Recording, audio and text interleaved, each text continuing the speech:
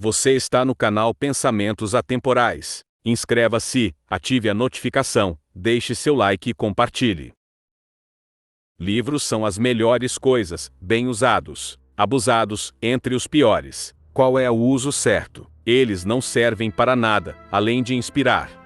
Dos muitos passatempos que nos ocupam, a leitura de livros não está no topo da lista de muitas pessoas. Vivemos em uma sociedade que prefere o brilho da tela à tinta preta no papel.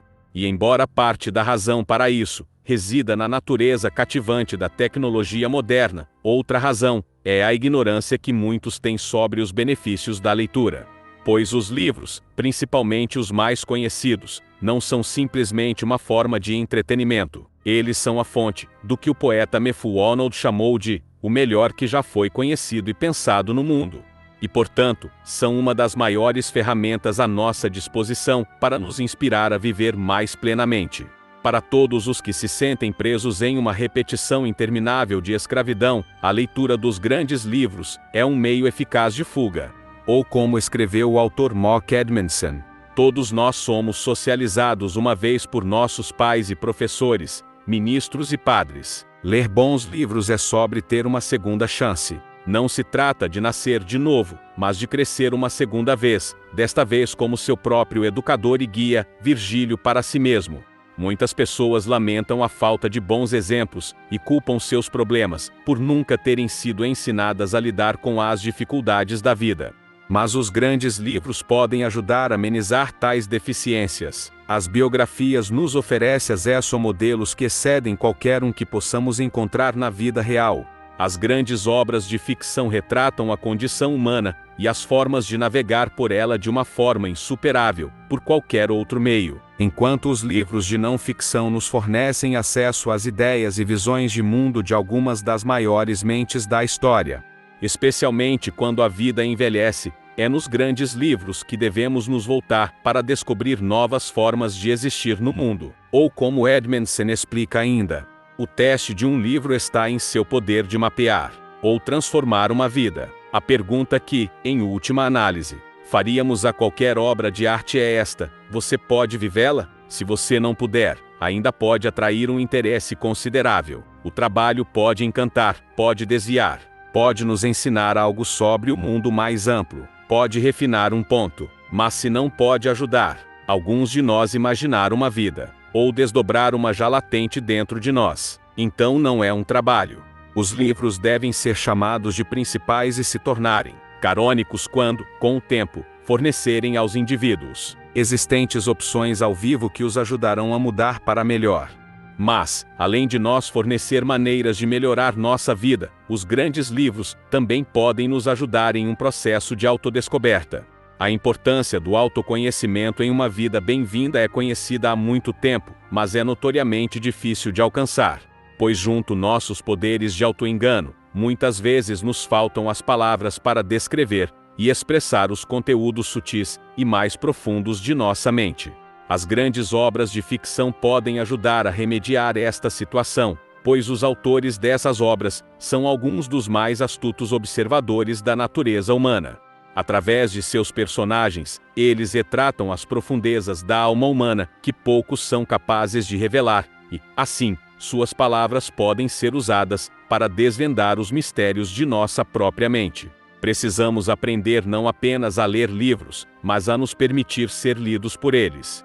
Ou como explicou o autor francês do século XX, Marcel Proust, seria impreciso dizer isso daqueles que leriam meu livro como meus leitores, pois parecia-me que eles não seriam meus leitores, mas leitores de si mesmos. Até recentemente, a leitura do grande livro da história com o objetivo de autoaperfeiçoamento era o espírito que orientava as humanidades, ou artes liberais, nas universidades de todo o Ocidente.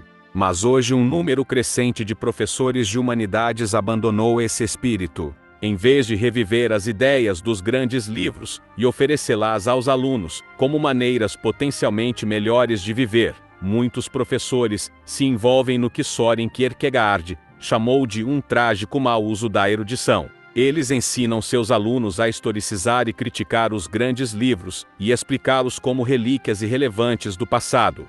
Os grandes livros são interessantes, acreditam muitos professores modernos, apenas na medida em que servem como exemplos do chamado clima social e político atrasado da época em que foram produzidos. Não teremos uma verdadeira educação humanística, até que os professores e seus alunos possam desistir da ilusão narcísica de que, por meio de algo chamado teoria ou crítica, eles podem estar acima de Milton, Shakespeare e Dante. Essa postura crítico-histórica está gerando o que o filósofo James Erwin chamou de nihilistas normais, isto é, estudantes que são mestres no pensamento crítico por si só, especialistas em derrubar todas as ideias e reivindicações de beleza, verdade e conhecimento. É fácil ser brilhante quando você não acredita em nada. O pensamento crítico é valioso quando usado para avaliar possíveis interpretações de eventos ou fenômenos antes de se estabelecerem qualquer crença específica. Mas o pensamento crítico por si só pode levar alguém a um caminho perigoso, pois se você só sabe destruir, mas não como construir suas próprias convicções, então você ficará sem padrões, ideias e valores para julgar suas ações e guiá-los para possibilidades mais altas. Em tal situação, a vida se tornará uma nulidade, um vazio sem sentido, entre duas eternidades de escuridão, vivida em devoção servil ao prazer, ou na busca obstinada de dinheiro ou poder. Ou, como disse Edmondson, quando as humanidades continuarem a produzir mentes altamente críticas, que não acreditam em nada.